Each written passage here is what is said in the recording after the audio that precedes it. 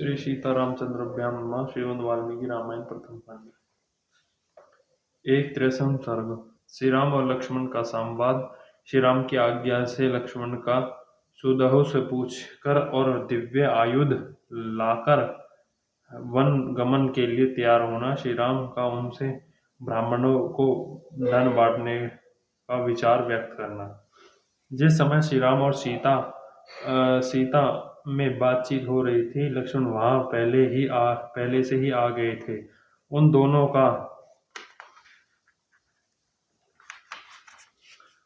का ऐसा संवाद सुनकर उनका मुखमंडल आंसुओं से भीग गया था। भाई के विरह का शोक अब उनके लिए भी ऐसा हो उठा था।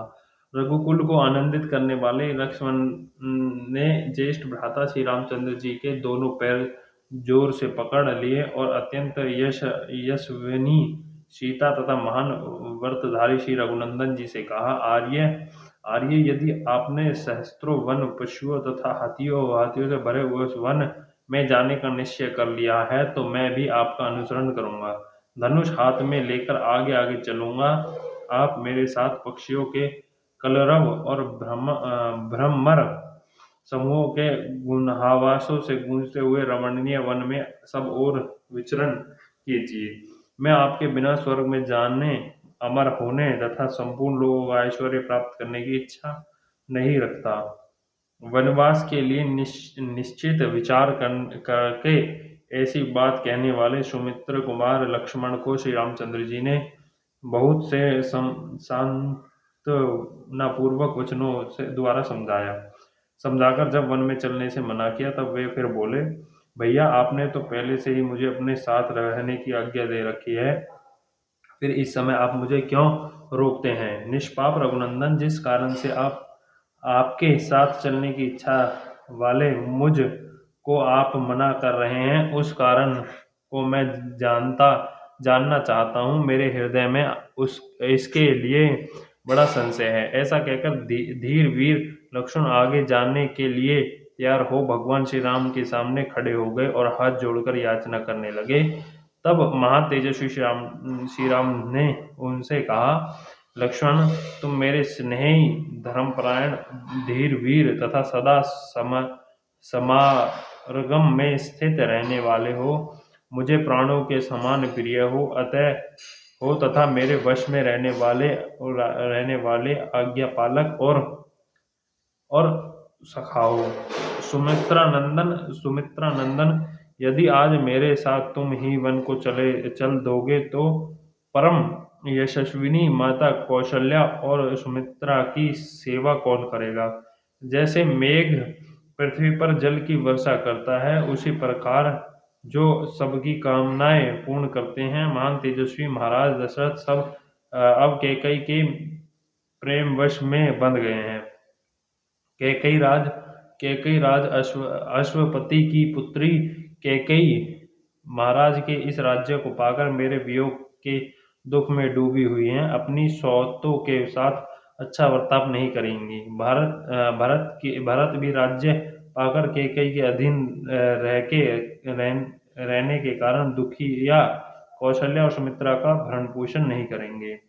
अब सुमित्रा कुमार, तुम यही रहकर अपने प्रयत्न से अथवा राजा की कृपा प्राप्त करके माता कौशल्या का पालन करो। मेरे बताए हुए इस प्रयोजन को ही सिद्ध करो। ऐसा करने से मेरे प्रति जो तुम्हारी भक्ति है, वह भी भली भांति प्रकट हो जाएगी तथा धर्मज्ञ गुरुजनों की पूजा करने से जो अनुपम एवं महान धर्म होता है, वह भी तुम्हें प्राप्त हो जाएगा।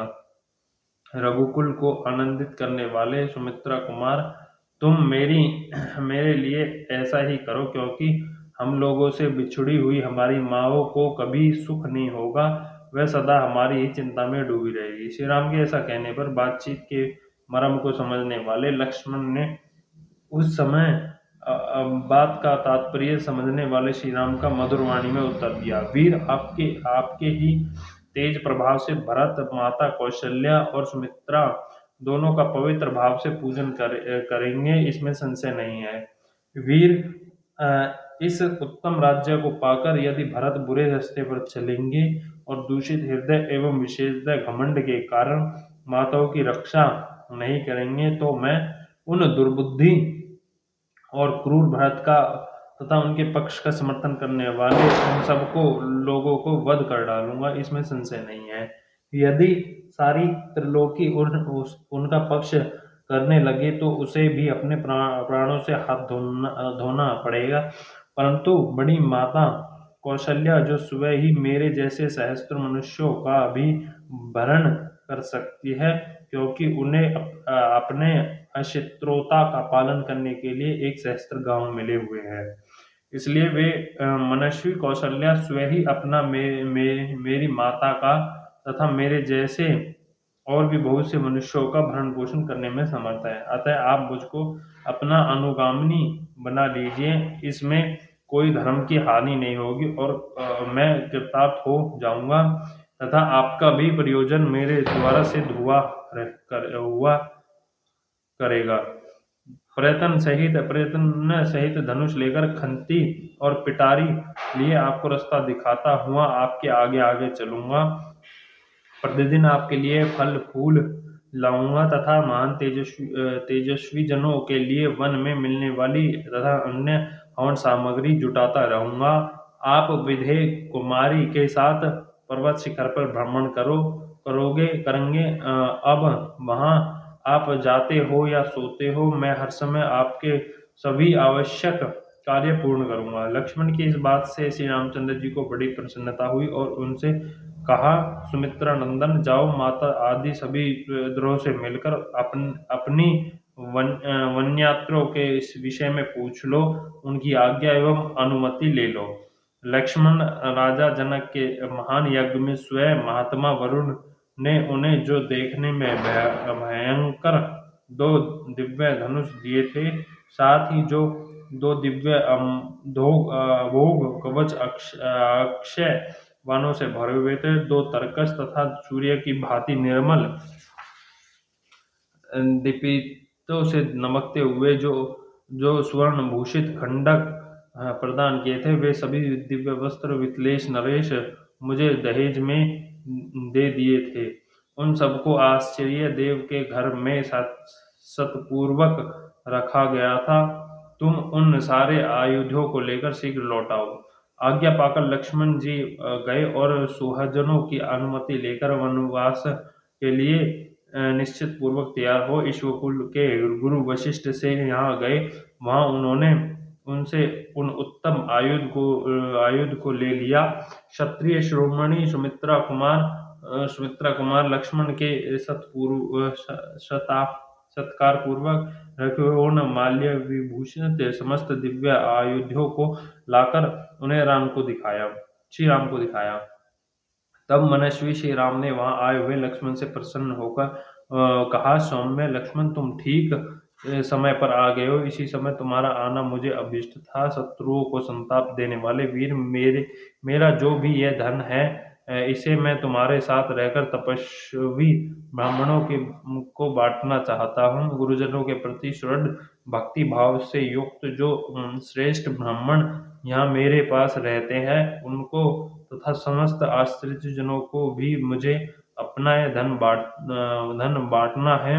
वशिष्ठ जी के पुत्र जो ब्राह्मणों में श्रेष्ठ आर्य सुजत है, उन्हें तुम शीघ्र यहाँ बुला लाओ। मैं उन सबका तथा और जो ब्राह्मण शेष रह गए उन सबका सत्कार करके वन को जाऊंगा। इस प्रकार श्री वाल्मीकि निर्मित अर्ष रामायण आदि काव्य के अयोध्या कांड में 31वां सर्ग पूरा हुआ। बोल श्यामति रामचंद्र की जय, पवन सुत हनुमान की जय, लक्ष्मण शत्रुघ्न भगवान की जय। जय श्यामति रामचंद्र की जय।